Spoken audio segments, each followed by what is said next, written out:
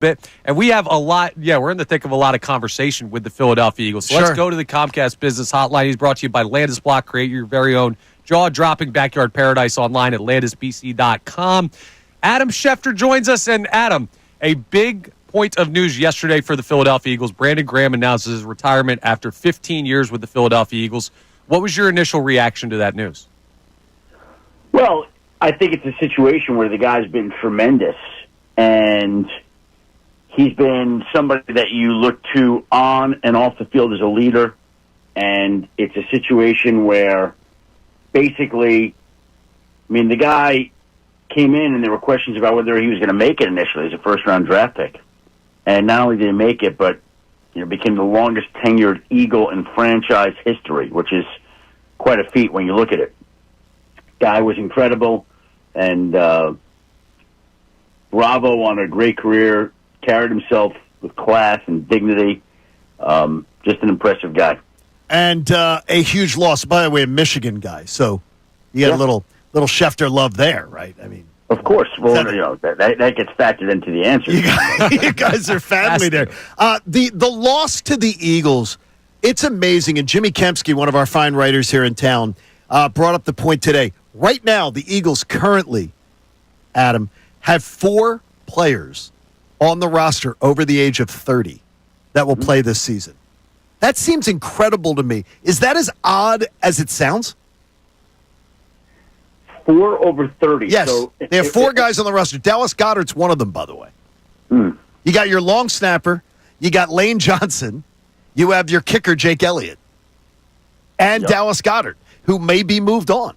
So you have 4 guys. I've been doing the research. It looks like they're going to be the youngest defending Super Bowl champ of this century.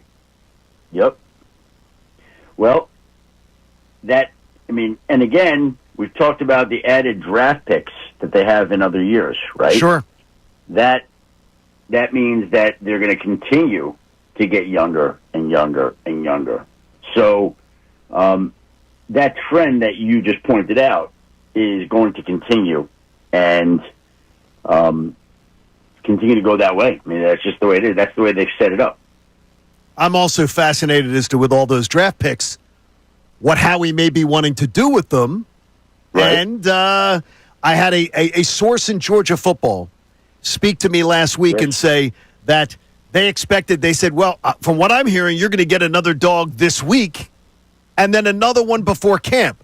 I didn't know if they were talking about the draft or whether they were talking about a trade. With all these draft picks, could the Birds be in on Trayvon Walker, who reportedly the Jaguars are shopping? You understand it more than anybody. Is he really on the market, and do you think Howie would take a swing like that? Well, again, he's got the draft capital to do these things now. He can do what he wants. The money, the cap space, that's a different issue. But he's going to have the ability to be very flexible here, very flexible. So let's see how that works out moving forward here. It's going to be interesting.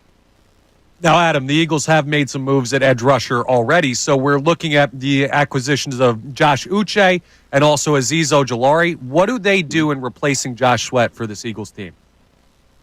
Well, I think that's it already. You add a player like Azeez Ojulari. You have the draft picks. You have the young guy they had last year, whose name I can't even pronounce, right? Who came on and played? Jalix Hunt. Him? You got tons. Yes. They've got the guys they need to get this done. In my mind, I don't think it's much of an issue. And they're always looking for more pass rush help. So what we see today on March 19th is not going to be what it looks like on August 19th or September 19th.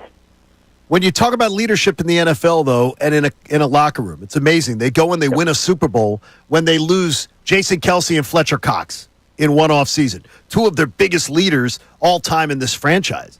Do we talk too much about what leadership is, and can young guys lead? Because this roster is going to be real young next year.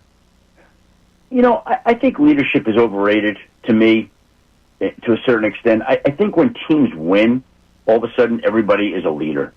And when teams lose, by the way, not last year, but the year before when they were on that team game. Where was all that leadership then that you're talking Yeah, about? that's what I kept wondering about is when you hear about veteran leadership in the locker room, that locker room came unglued. Yeah, okay, so there you go. That's what I'm saying. When you're winning, it's easy to have leaders. When you're losing, where are the leaders? I think leadership, the discussion of it, is one of the more overrated elements in sports. Either a team's playing well, and thus it'll have leadership, or it's not, and it won't.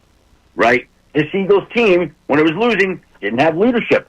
But yet, there were a lot of the same guys, were there not? Yeah, there definitely were. Now, Adam, we had a conversation earlier in the show about leadership down in Washington. Jaden Daniels being the face of that team now, heading into his second season. Does he have a sophomore slump on the way, in your opinion, or will we continue to see high-level play out of him? With who? With Jaden Daniels for Washington. And listen, now if I had answered this question last year about C.J. Stroud, I would have probably answered it the same way. Like, what we saw his rookie year did not lead you to believe that he's going to be slumping in his sophomore year, and yet C.J. Stroud's offensive line struggled, the team struggled, he didn't play great.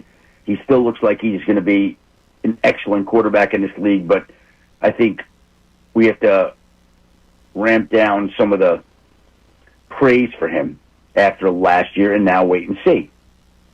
And I think I'd answer with Jaden Daniels. The guy looked like he was incredible, an elite player. He's got elite character. He's already a leader kind of guy at that age, and the guys gravitate towards him. And I don't think the team was overly great at all, and yet he helped elevate them and get them to the spot that they reached in the playoffs, the NFC Championship game. So I don't know why he wouldn't continue to improve. That's what I would expect, but I would have answered that on C.J. Stroud, too, at this time last year, and it would not have been right. We obviously have our eyes on Washington, and you had your eyes on Jaden Daniels last offseason, so I think this is a good question for you. Mm-hmm. The idea to me is that I was shocked with seeing Washington in an NFC title game, and then their offseason plan, honestly, it baffles me, Adam. They took they have all that money, and they have a young quarterback.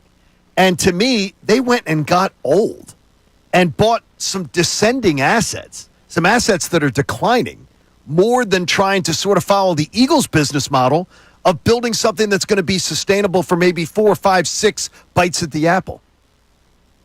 Yeah, I mean, listen, they've got Jaden Daniels under a rookie contract here, right? Sure. And so they're going to have flexibility for the next 3 years. They can take gambles on guys like Deebo Samuel. Tunsil. What? And Laramie Tunsil. And Laramie Tunsil. They could do these things. They fill the window. They have 2-3 more years to do these things. So that's the advantage of getting a rookie quarterback on the contract.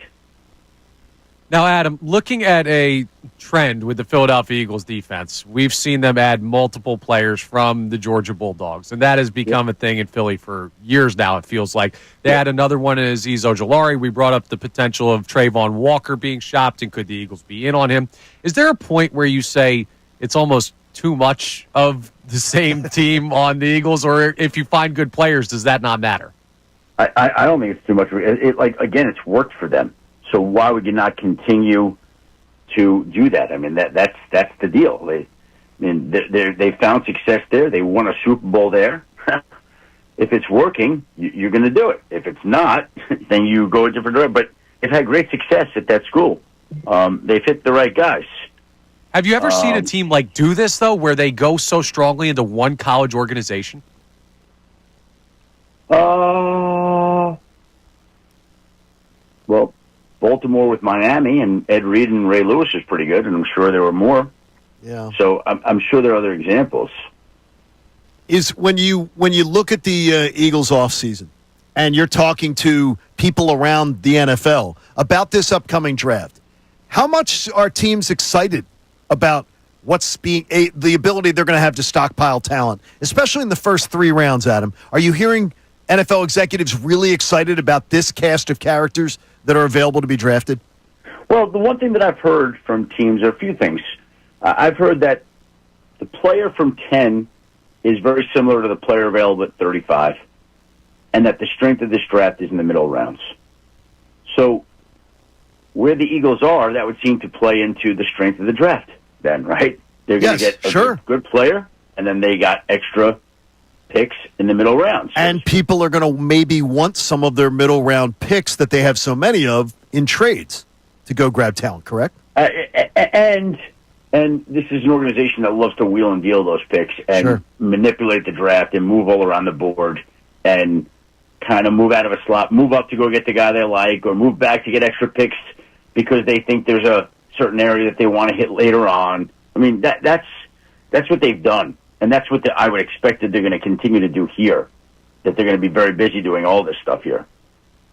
All right, Adam. Well, we appreciate the time as always. As you know, with the Brandon Graham retirement, the position for most beloved graduate of Michigan here in Philadelphia is open. We'll put your name in for that position, and we'll be happy to talk to you next week. I'm trying to think. Is there anybody else right now that could compete for the title? I'm just thinking. Is there any other Michigan athlete there right now? I don't think so. You got a strong case. I think that's it. I mean, it's the way it works. So even if, hey guys, it's Connor Thomas from Kincade and Salciunas. Thanks so much for checking out our most recent interview with ESPN NFL insider Adam Schefter. If you want more Shefty content, click up here and make sure you're subscribing to the 97.5 The Fanatic YouTube page for more great content.